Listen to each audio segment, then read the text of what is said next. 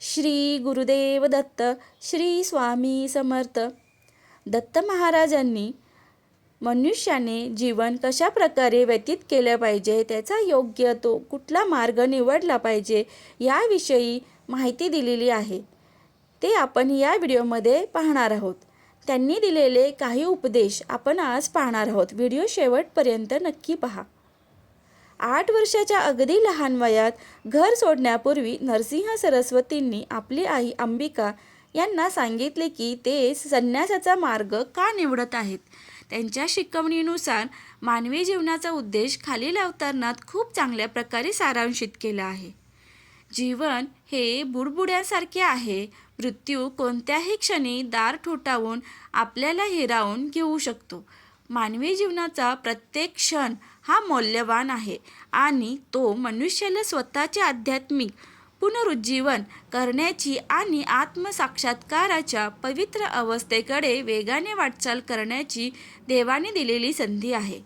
पूर्वीच्या युगामध्ये मनुष्याचे आयुष्य दीर्घ होते, तेव्हा शास्त्रांनी नियमांचे पुस्तक किंवा मार्गदर्शिका सांगितलेले जीवनाचे टप्पे योग्य होते. तथापि कलियुगात मनुष्याचे आयुष्य खूपच कमी आहे आणि पूर्वीच्या युगांसारखे दीर्घायुष्य नाही. जर कोणी जीवनात उच्च ध्येयाचा पाठपुरावा न करता हळूहळू जीवन जगत राहिला आणि आयुष्य अकाली संपले तर हा जन्म व्यर्थ ठरणार नाही का?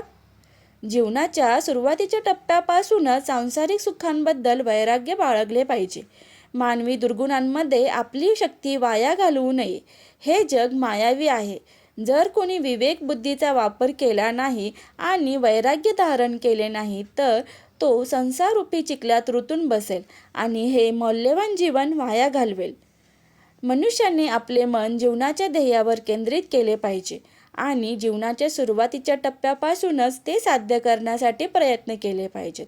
कारण मृत्यू कधी आपल्याला हिरावून घेईल हे कोणास ठाऊक.